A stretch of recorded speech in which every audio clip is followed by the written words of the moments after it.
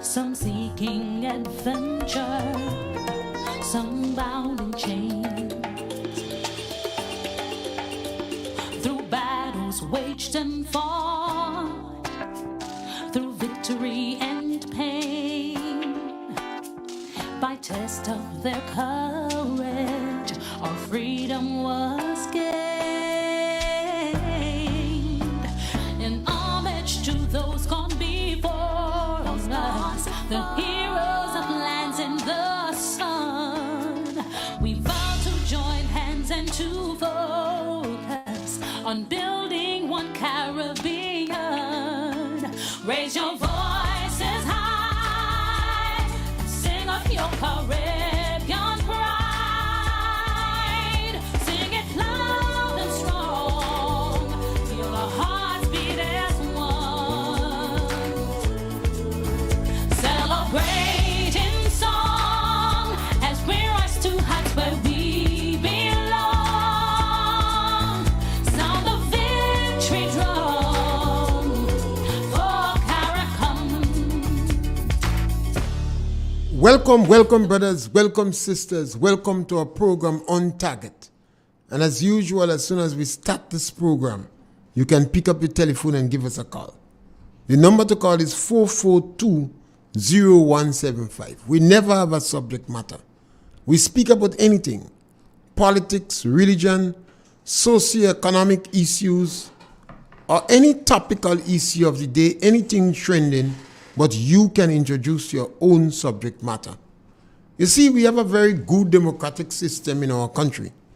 And sometimes I don't think we show appreciation and value for what we have. Since 1984, we have been electing our governments periodically, and that has worked smoothly. The electoral system in Grenada is one that all of us could be proud of and admire. We never had the side losing, never challenged the election result. In fact, they concede defeat within 24 hours. It means that they accept and are very satisfied with the process. So, we have about 30 radio stations in Grenada, and I'm certain many more, several others have license to open radio stations. We are relatively mature politically. I like to say that we are the best in the Caribbean where political maturity is concerned. We have not followed convention. You choose a government, you put them back, you give a government two chances. No. Grenada have had a revolution. They have had governments that after 1 year they say, no, this government doesn't seem to make much sense. Let me watch them for 1 more year. And in more often than not, after 2 years of the process, you could safely see this government is going to lose election. And then you had government that win all the seats on several occasions. So I think we're pretty mature. We must continue to maintain respect for one another, and we must express our views. I express my view on any subject matter I'm comfortable with, particularly politics. If I have new information, I change in my opinion. Because opinion is not facts.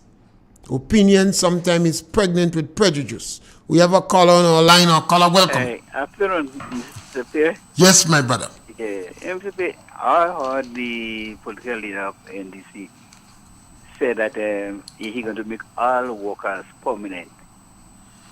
In 2008, they came with a tomfoolery, telling the human workers that they go give them $1,000 and they won't send home none.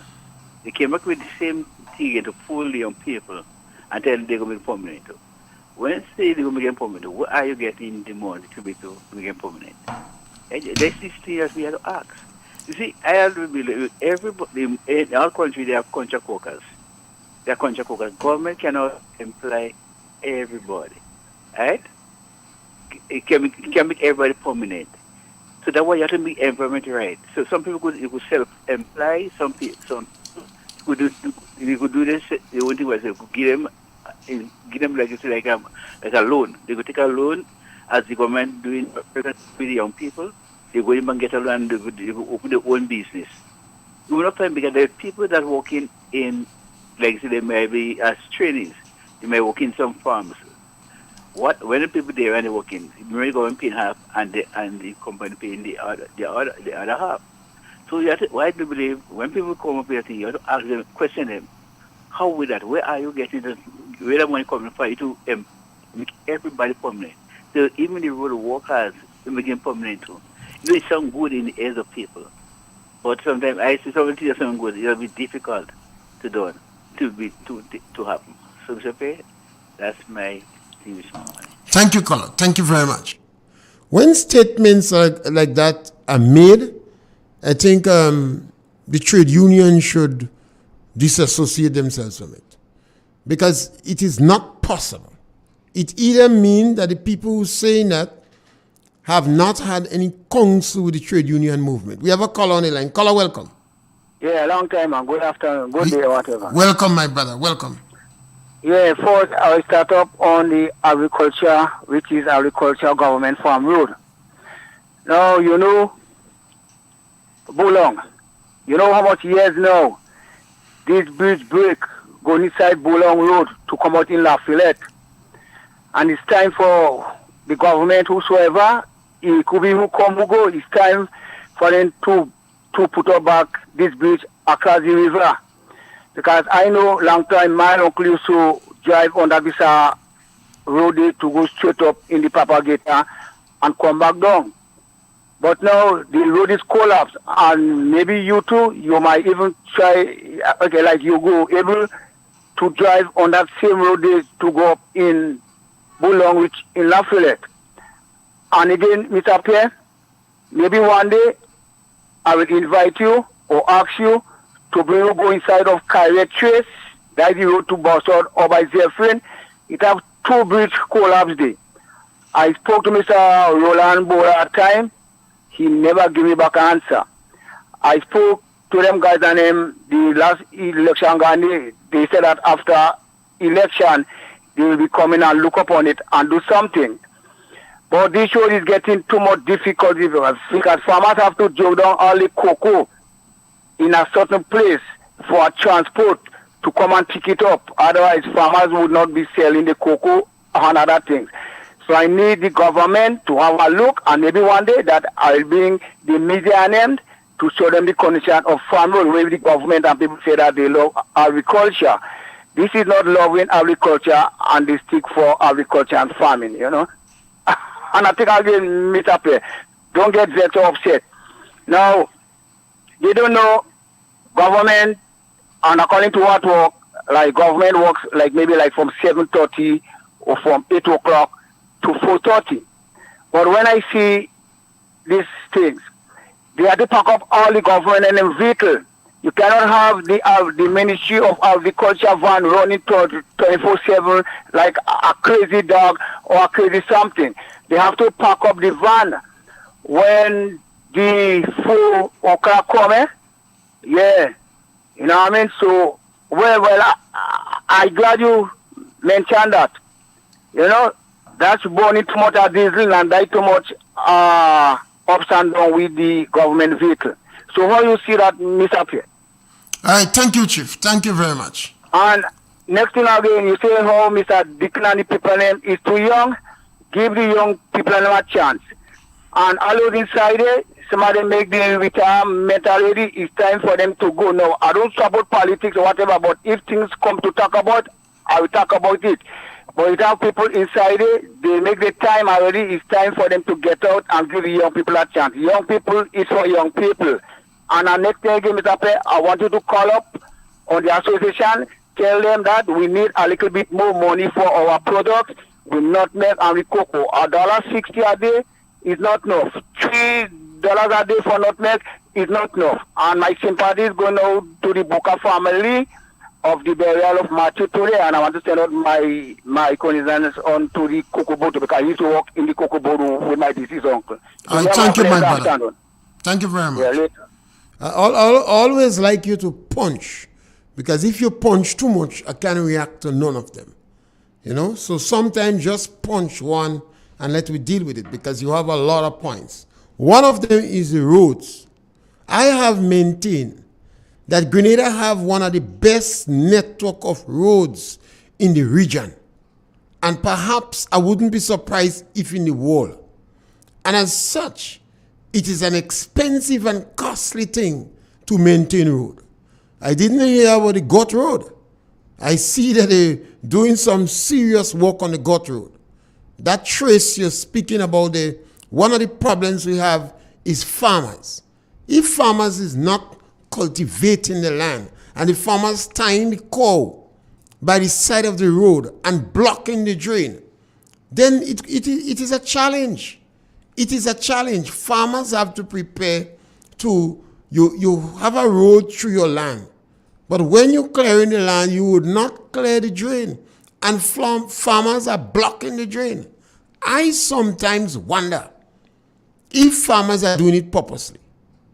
Some of them crack cocoa in the drain. So when the rain comes, the water run right through the road. But obviously, a lot of work have been done on the road, and what you need to do is to continue making your claim and encouraging the farmers in the community, in that area. If you have 4 or 5 farmers there, calling the extension officers and deal with it. We have a call on the line. Caller, welcome. Okay. Yes, calling the extension officers to look at it. Sometimes the extension officer could make a good case for you. Yes, my brothers, you know, my brother pushed a lot of points this morning, so we just deal with the one. I've never said Deacon is too young. I've not said much thing about the Deacon, you know. I always believe somebody coming in politics for the first time, I want to give them time. So I have not said anything about the Deacon and age. Deacon is an old man. Deacon is no young man again. The age of youth is between 14 and 25 based upon the United Nations standard. Most countries in the world consider youth between 15 and 35. The NNP expand youth age to 39. When you reach 40, you're no longer a youth. You're not a youth. And I don't agree when people claiming we have too much of young people. 19 years, they're behaving as if they're 15. You have people 40 years doing as if they're 19 years. And as if they're 16 years. The Deacon, as far as I understand, is 45, 50 years. He's not a youth. Mia Motley came into politics at 26. Eric Gary at 27. Maurice Bishop died before, at an age younger than the Deacon starting politics. The Deacon is not young. If he is 45, he's an adult. He's not an old man. You have to wait to reach 60 to get that to be classified as such. So don't describe him as a youth. He might be young in politics.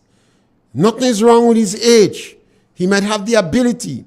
I think people's concern might be he's brand new to politics. You know?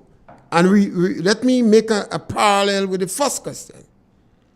If any politician going to make a statement and say that they're going to make all workers in government permanent, that politician is immature. That politician have not been in dialogue with the trade union. And if it appears or it seems that the trade union have an inclination to support that political party, they're supposed to race through that politician immediately and tell him discontinue that expression. You cannot do that. If you do that, you're going to bankrupt the system. You're going to cause overload. The public service have permanent workers. They have temporary workers. Sometimes we say temporary, permanent. You cannot make all workers permanent. So that statement could be extremely misleading. It should not be even tolerated for political reasons. And any Politicians that say that is because they're dumb twice about the labor issues. They don't understand a clue. And if you are somebody vying for the prime ministership of any country, you must have some counselors from labor relation, particularly if you're not from the labor movement. I don't expect Oliver Joseph, who have a long history in labor movement, would not make a statement like that. Peter David would not make a statement like that. Tillman Thomas would not make a statement like that. Glenn Noel would never make a statement like that, because these people have experience with the public service. So anybody makes a statement like that, you immediately show how green they are where the public service is concerned. Yes, caller, welcome. Mr. Pierre, good morning to you, sir. And good morning to your listening audience. Thank you very much. Yeah, Pastor Louis here, your humble servant. After listening to the statement made by Mr. Deacon, I was very much concerned about the statement made. I'm wondering that if the gentleman did not really think before answering such a question, because I believe that the answer that Mr. Deacon gave to the question has plunged his capability as a leader and create doubts in the mind and heart of the Grenadian people, and by our young people also. And I believe that the statement that Mr. Deacon has made is political motivated to try to see how he can be able to get the support of our young people. But I think it is premature when you make that statement, because making that statement, God forbid that you get into office, the very said statement that you make will backfire against you. I'm very much concerned. And I believe that there is regret now because of the statement that he made, because I think that Mr. Deacon believed that the Grenadian population would not have been able to be in a position to comment on the statement that he has made. And I am very much concerned about the statement, because I could believe, because I remember vividly that I think in a couple of years ago, when Mr. Tillman Thomas had took power in Grenada, and I remember that a question has been posed to that gentleman, former principal of SAS, I forget his name there, and he says, when the question was posed to him about the young people, what will happen to our young people if you all take office? That was Patrick Simmons. And he says that there are rumors saying that we will send them home. We will not send them home. And unfortunately, Mr. Pierre, all these young people had went home. And I'm making a statement here, and our young people in Grenada, Carriacou, and Petit-Matic must be careful, because a statement was made right in Grenville 2 weeks ago. I'm not calling the name of that NDC hierarchy, but some of the traffic wardens was roaming the street of Grenville. And Mr. Pierre, these young people do a tremendous good job, even better than a policeman. And when the gentleman saw some of these traffic warden was patrolling Grenville, the statement that he made was shocking. And the statement that the gentleman made is that today as tomorrow, we take power in Grenada, all these young people are going home. All of them is going home. And that statement was made. That doesn't make up story, That statement was made. But as I close out here, Mr. Tillman Thomas would have never made a statement like that. Even George Brizan was alive. He would have never made a statement like that. Nazim Bok would have never made a statement like that. I mean, it is ludicrous that when you take power in Grenada, you're making each and every one of the Imani prominent. That is Cartoon Network. Yabba yabba do. Have a good evening, sir. Yes, thank you very much. I think we have to forgive the gentleman for that statement. It's new, and maybe he has not been properly counseled by the trade union movement. Sometimes I'm very forgiving to politicians here, Because sometimes the politician mouth run faster than the brain. This is an area where this gentleman is not schooled. He don't have experience in that area. Perhaps he would like to do it. What he needs to do is to sit down and be counseled by the trade union movement.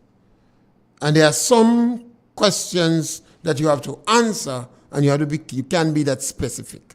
You have to sit down with the trade union leaders. That statement is not possible. He would never be able to do it. And if you attempt, you would have to retrench workers. You would cause serious problem in the public service. So it is not possible. And we still have to be careful, because when we say, if we're going to quote somebody, then we have to prepare to quote them. We have to be careful on all sides. But the politics is warming up, and the Deacon is brand new to politics. And I would like to hear as he continues to speak, you will be able to know what is in his mind.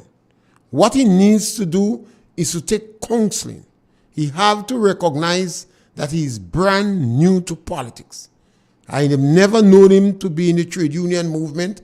I've never known him to be active in group. He's a corporate lawyer.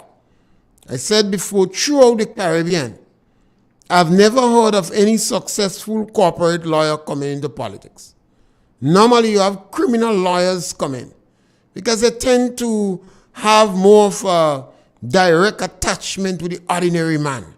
Sometimes they manage a murder case or a serious case, and the people crying, and you could see some of them heart is broken.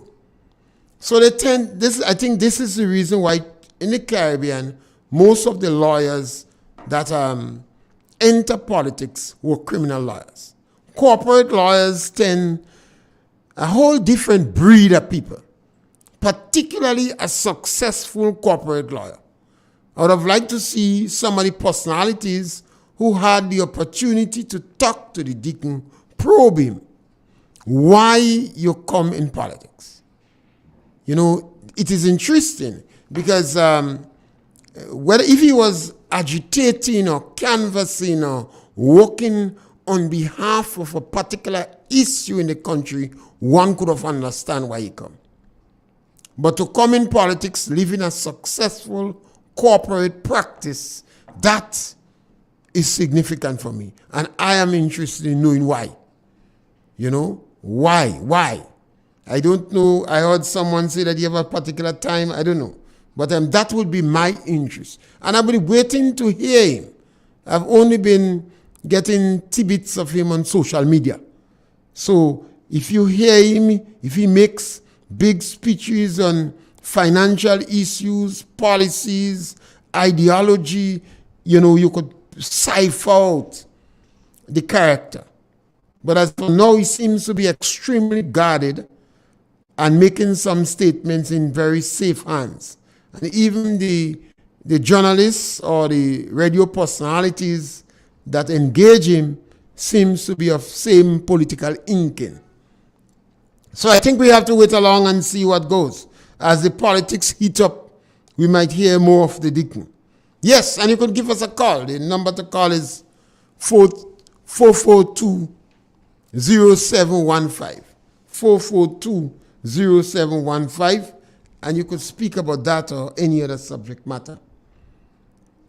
We have an issue recently in Grenada where the government institute or the government start a policy where Imanis and people on contract could get loans. I think this is extremely significant. I've been waiting to hear if our economists, if our politicians, if our trade unions would speak about that. Because I consider that as a big issue. I consider that on the same level as I consider the Imani program. You see, one of the challenges we have in Grenada, we have a caller on the line. Caller, welcome. Hey, good afternoon. Yes, my brother, welcome. I got to listen to your program. And if I carefully remember in 2008 that they did say the same thing. The man didn't go home, and they did go home. They offered the old people $400 and they go for it, and they suffer the consequences. Those Grenadians, don't you all head. You know where you come from, and you know where you're going. You know what we have. You don't know what we're going to get. Thank you. Yes, and politicians have to be careful with what they see. I mean, my advice to a lot of, I don't think they will take my advice, but I think politicians should avoid making these specific promises, particularly if you don't have a clue how it will be kept. These are not statements to be made. You know, government have a program that takes in 3,000 people. That's the Imani program. And I have said, this is the best program in the last 100 years that has been implemented in Grenada to address the issues and concerns of people who leave, exit school without meeting the basic requirement, without the skills, and have difficulties to get a job. This is the best initiative in the last 100 years. And I will willing to hear somebody tell me what it is. My brother Michael Baptiste didn't agree with me because he thought the Land for the Landless program was a better program. And I agree with him then. The Land for the Landless program was for land for landless. But this program directly targets the younger people who exit school without the basic requirement, without the skills or the talents. Some of them don't even have the attitude. And it gives them the opportunity to address these concerns. If you're able to give them money, that's a very important factor. If people are not working, they have to have money. Give them some money, provide an opportunity for them to be in the workplace to gain some experience, encourages them while they're working to further their education. Many of them have taken on and gone to National College and furthered their education in St. George's University and in Trinidad. Many of them got the opportunity to visit other countries as far as China. So I think this is the best program in the last 100 years. I don't even agree with the government sometimes. I think the government, instead of selling the program, try to defend the program. There is nothing to defend. 3,000 young people are in a better position. You see? Now you have another program where you decide to provide money for people to be able to take loans if they fall in the criteria of contract workers and Imani. And I think this is a masterpiece. But even more, the rippling effect of that policy is going to seriously help in the economy of this country and help to change the attitude of people. Why I say that? All the financial institutions in Grenada, the bank, the credit union, are very liquid. They have money. The problem is not money, they have money. To the extent that they are charging people to keep the money in the bank. So if you have money in the bank is charging you to keep the money in the bank.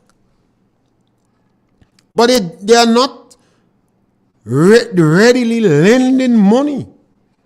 And particularly the group of people that we call the Imanis or contract workers, the financial institution, the credit union, the banks is not interested in lending them money. So here you have government come and put up money, which I consider as a venture capital. As a venture capital to provide an opportunity for these people to take a loan. And I think this is a masterpiece.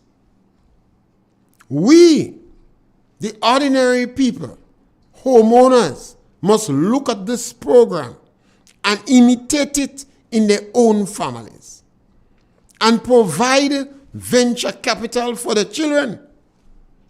to make investments. Now, Grenada have money.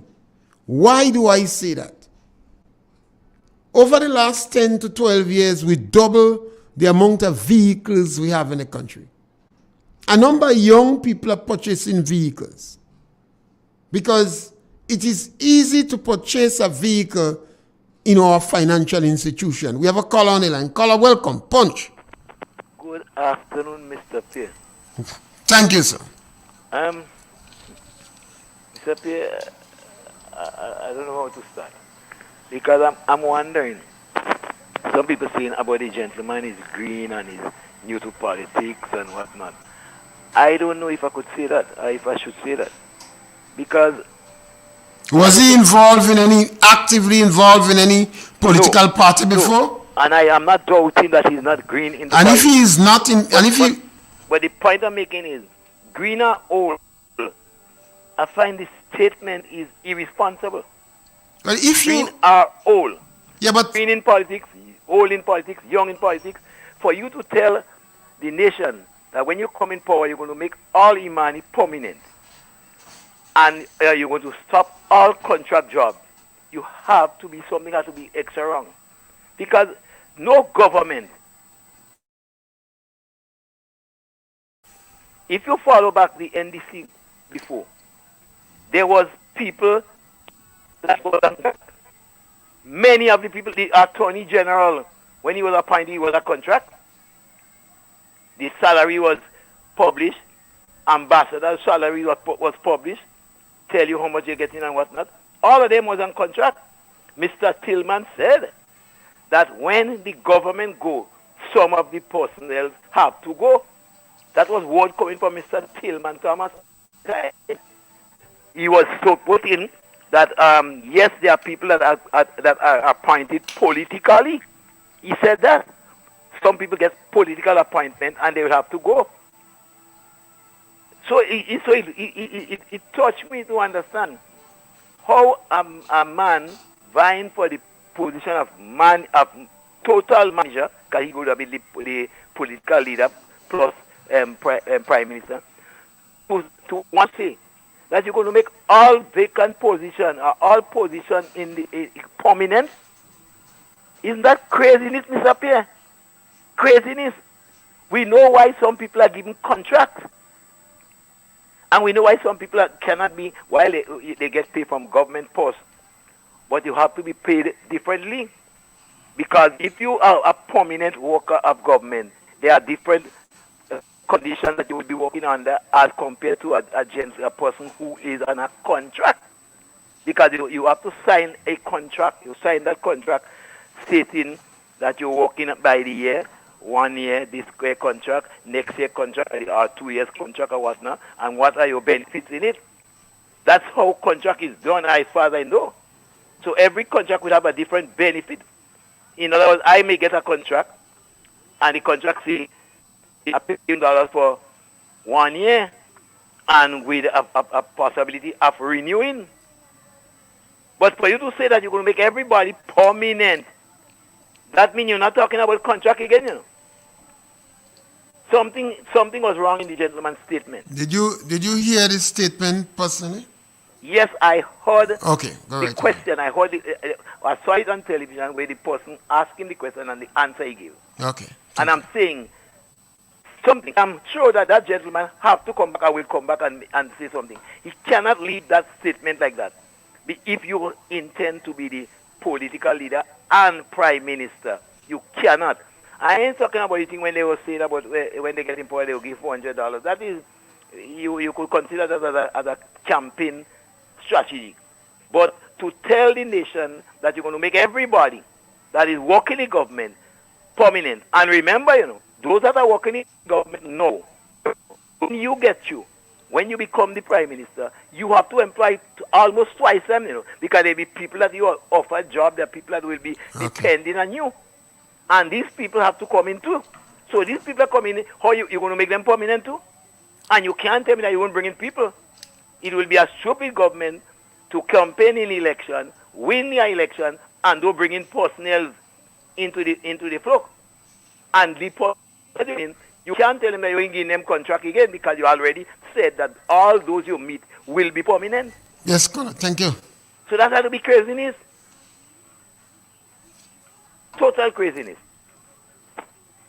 Okay, thank you, caller. Thank you very much for the comments. Yeah. Yes, well, you know, the number to call is 4420175, and you can go right ahead. We were on the issue of the contract workers, Imani. These have contributed to a lot of discussion at all levels in Grenada. That was a program initiated, and a number of people took some broadside attack on this program. I could have never understand that. I had the opportunity to interact with more than 50 people, interviewed some of them on the radio and speak to them otherwise in my research.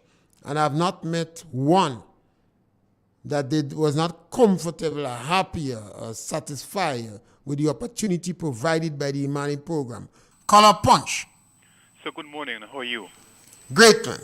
I listened to the address of the Right Honorable Prime Minister of Barbados to the National Convention of the NNP. And in my opinion, this lady is a professor. She's a professor of politics. And the people of Barbados can be very proud of her. The way she spoke, she didn't interfere with the political climate in Grenada. She spoke as a political giant. And I want to compliment the NNP on choosing her as the spokesman on Sunday. That is my contribution. Thank you very much, caller. I listened to Mia Motley. Yes, and Mia Motley, I think, adds to the leadership in the Caribbean at this time. She's even in the United Nations and etc. And I think we need that. We have a lot to offer in the Caribbean, and we need some of our leaders to work together. This is the key. From time to time, you're going to have stronger leaders than others. But if our leaders could work together and speak with one voice on issue, for instance, now, the issue with Russia and Ukraine, our Caribbean countries must speak with one voice. Because what happened if Britain decided to invade the Caribbean back because of the colonial past? You see the problem? So if you're independent, you're independent. Russia have to prepare to respect the independency of Ukraine. You could go back and say what the Americans do, what this one do. They were wrong. And Russia is wrong now. But the United States and Europe also have to provide a face-saving pathway for Russia. They have to provide a way out.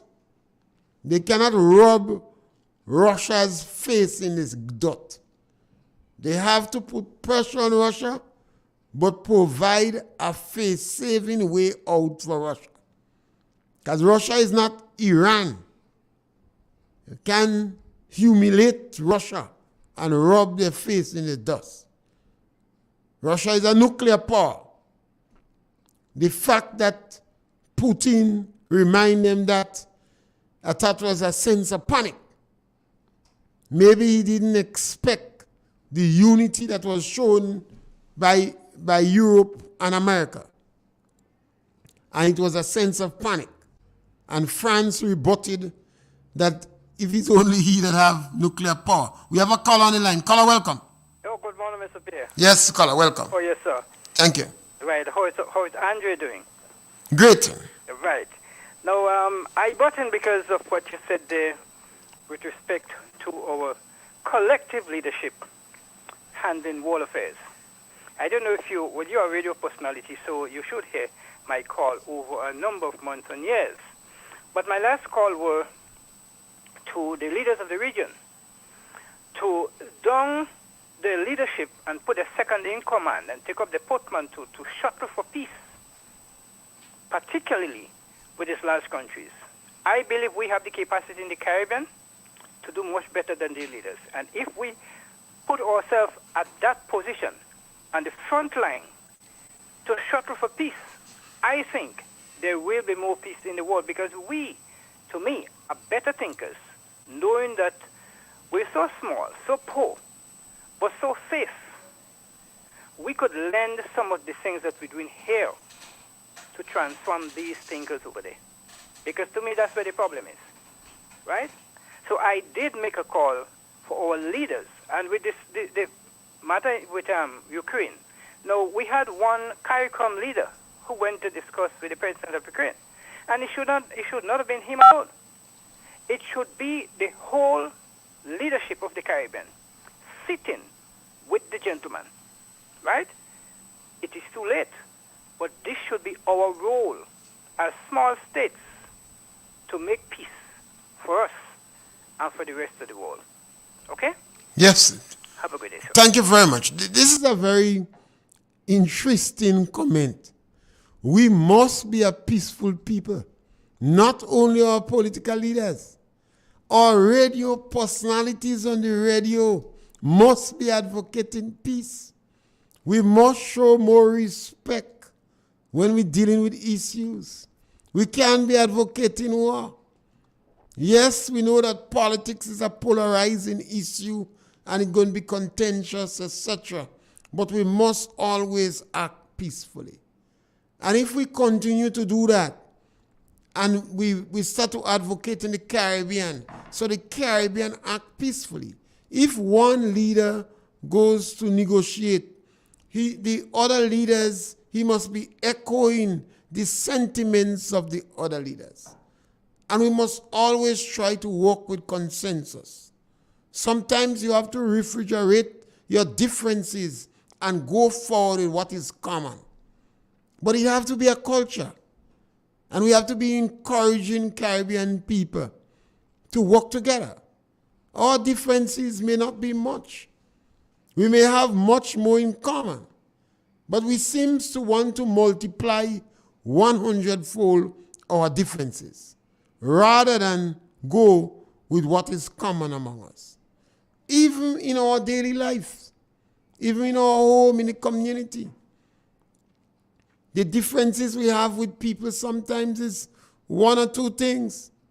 You know, there's so much good else that we have, but we concentrate on the negatives, the faults, and multiply it. Ukraine is an independent country. This is significant. Russia cannot want to dictate what actions that Ukraine take to serve in the best interest for the people. China has advocated over and over is not a black cat or a white cat, but it's a cat that holding a rat. Mandela come with the same policies. It's not a question of ideology. It's not communism or socialism or Russianism or the United Soviet Socialist Republic. We have to have multilateralism. We have to prepare to respect the opinions of different countries and work for peace. So I cannot agree with Russia. I don't agree with them. But at the same time, the United States and Europe must give Russia a way out, even if as a means, a strategy for peace. Because they could mash up Ukraine. Russia have 145 million people. Ukraine have 44 million people. The United States have 329 million people. The Russian economy is also strong. The Russian economy perhaps is as the economy in Texas. So the Russian economy is not that strong. The Chinese is there perhaps watching with a hawk eye how things play out, which might be able to influence them, whether they could move against Taiwan or the other. How would we feel if England decided to invade the Caribbean because they want it back? It's the same thing. Ukraine is an independent country. And we in the Caribbean here would expect some fallouts as a result of this conflict. You could have a hike in gas price because Russia is a big supplier of gas to Europe. Ukraine is also a producer of gas. So that means United States now will have to provide gas for Europe and the United States are going to pay attention to Europe before they bother with 7 million people in the Caribbean. We in the Caribbean have to understand it's so important for us to work together. We in Grenada, irrespective of our political divide, on certain issues, we have to work together. We could have shortage of some food stuff, particularly food stuff imported. You could have serious problem with transport, could cause a number of other material hike. The tourist industry that we're fighting, so much of us depend on, could be seriously challenged because Europe like to fight. And war in Europe could escalate. And as a result of that, you could be facing serious destruction. You could be the Third World War, and etc. We have a caller on the line. Caller, welcome. Oh, yes. Good morning once again. Now, as we discuss these matters, we have to go back to Africa and ask what happened to Africa and who caused Africans to be where they live. Remember, the Europeans went into Africa, exploit the African, use the African raw material to fortify themselves and the rest of the world too, because we benefit from that. So we have to put that in context of what is happening between Russia, the EU, and America. Because America want the bigger picture. They want to govern every country in the world. And if Russia used to be, as I say, called the Soviet Union, and with these countries there like Ukraine, being part of the Warsaw Pact, remember, they are on the Russian border. So my question is, what is the interest of the EU and the American in ensuring that Ukraine become part of NATO and to use Ukraine as part of the war machinery in the boundary line of Russia? So Russia is reacting, and yes, we don't like that. But putting yourself in Russia's position where the NATO countries are armed around Russia, what is the intent? And putting yourself in Russia, what would you have done? Seeing these threats becoming closer and closer to you, what is the intent of the Americans and the EU? And I'll go back to Africa. They control Africa and still controlling Africa. Who else do you want to control and for what purpose? That's the EU. That's right. We have to put that in context and ask why. What is the purpose? That you want Ukraine to be part of NATO and to arm Ukraine on the borderline with Russia, taking into consideration that you have all your missiles and guns pointed at Russia in Europe, around Russia. So we have to put that in context too. So it's not the Russians maybe wanted to do it. They wanted it, I think, for a reason of defense of the country. So we have to put that in the mix too. Yes, thank you, caller. Right. You have the hologram. I think it's holodoma or a holodoma. And 13.3% of Ukraine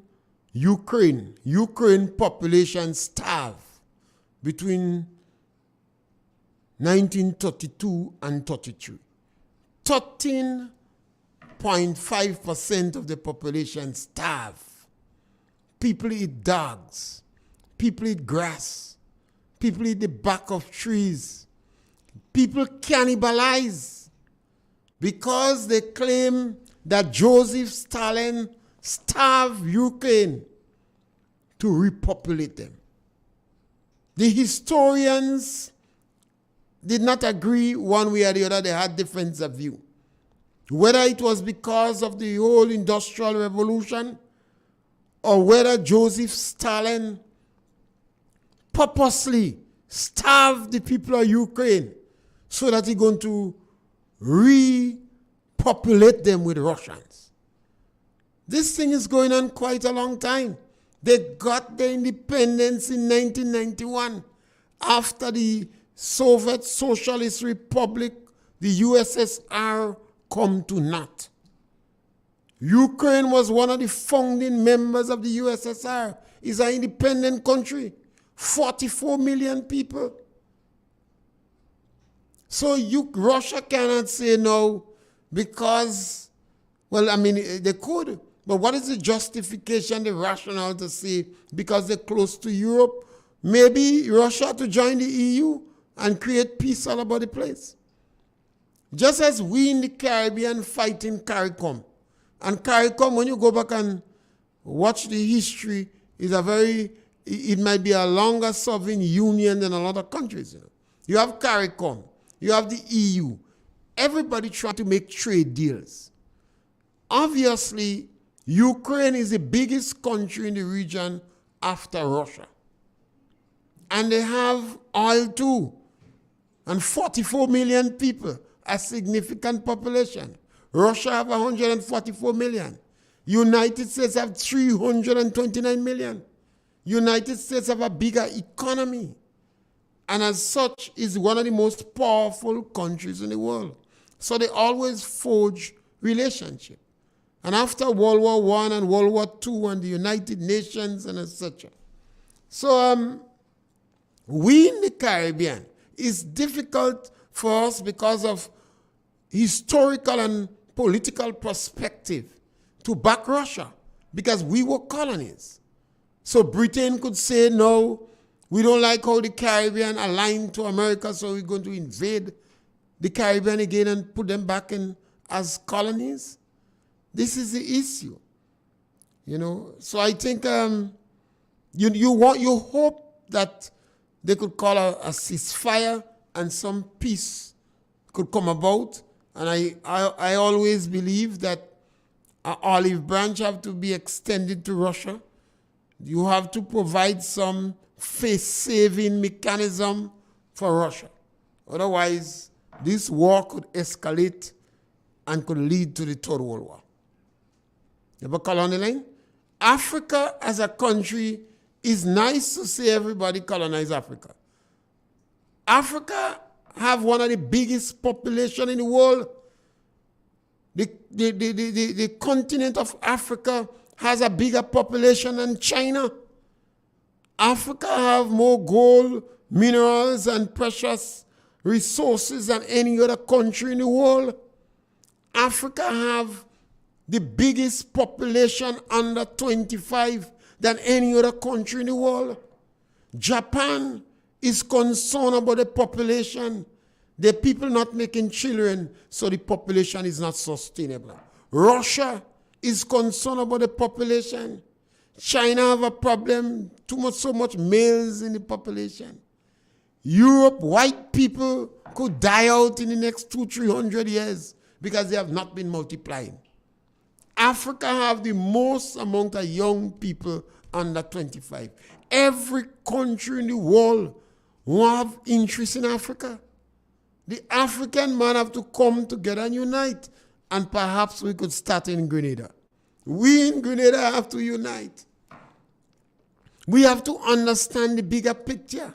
We can't major in minor. The government introduced a sum of money to create loan system for contract workers and Imani. We have to prepare to encourage our people to make use of that facility.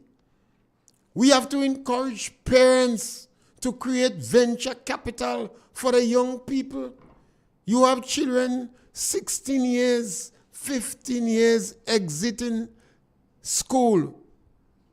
Parents sometimes have the money to create venture capital for them to invest and go in business. Sometimes I wonder what happened to we big, bright economists on them.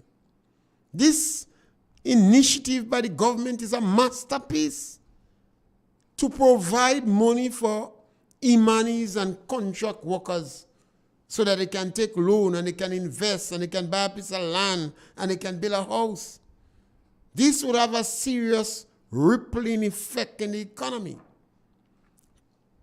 The people should follow that pattern. Parents in homes provide venture capital for your own children so that they can invest in money. They can invest in some business. Sometimes it's $2,000. Sometimes it's $10,000. Sometimes it's $20,000. Family members could put their resources together and provide loans for the younger members of the family. This is an initiative of the government that I think have rippling effect for the entire economy of Grenada. Because the banks and the trade union are financially sound, they're very liquid, but they don't trust these group of people. So they're not prepared to take risk. So I think this is a great initiative from the government at this time to provide this loan system. I consider it as a venture capital. But also, parents, family members, instead of you having all this $1,000 in the bank and the bank taking out of it every month and they're giving you interest 1 and 1.5%, why not pool resources together and provide venture capital for your members of your family? I think this is a great and worthy initiative. I think other Caribbean islands will be watching Grenada. They will be looking at this initiative that Grenada has started by providing loans for the contract workers and Imani, and I wouldn't surprise. In fact, I'll be disappointed if other Caribbean countries do not welcome that initiative and start implementing it in their own country. But our family members here, instead of leaving all the money for when you're dead, to buy a car from big like Hilton Hotel and to make happy hour, I think it'd be a good thing to start to provide venture capital. Just so you might be an angel investor, start to provide venture capital. And it might be good for our people to research the word holodom. I think that is the pronunciation for it. When you meet an individual who cannot speak English good, it's difficult to ask them to pronounce words from the Slavic countries. But it's holodoma, Holodomor. So I want to encourage your young people to do a little research and research holodoma. They may understand the conflict in Ukraine and Russia much more. Thank you very much. Raise your voices high, sing of your Caribbean pride, sing it loud and strong, feel our hearts beat as one, celebrating song.